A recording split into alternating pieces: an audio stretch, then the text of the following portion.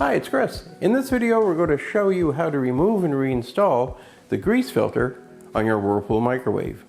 This is a very easy thing to do and does not require any tools at all. Keep in mind, if your machine needs to be repaired, it's usually simple enough to do it yourself. Visit PartSelect.com, enter your model number, and quickly find and order the part you need.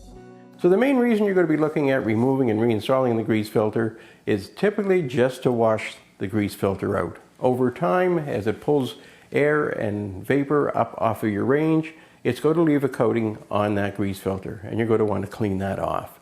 Now, in some cases over time, that filter will start to maybe not stay in its proper form, or you find it's just getting too difficult to clean and you're going to replace it with a new one.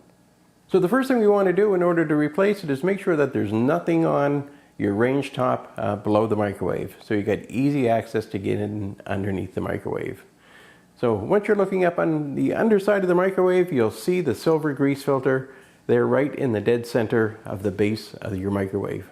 And all you're going to do is take a hold of that grease filter from one side, push it slightly to the right or to the left until the other side drops out of its locking tab. Once that's done, you're just going to lower down the end of the grease filter and slip it out from the other side.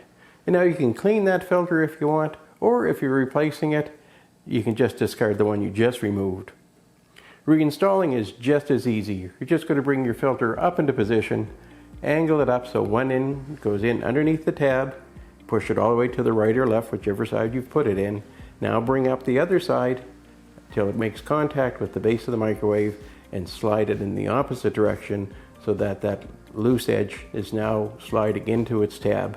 And there you go. It's just that easy to remove and replace the grease filter on your Whirlpool microwave.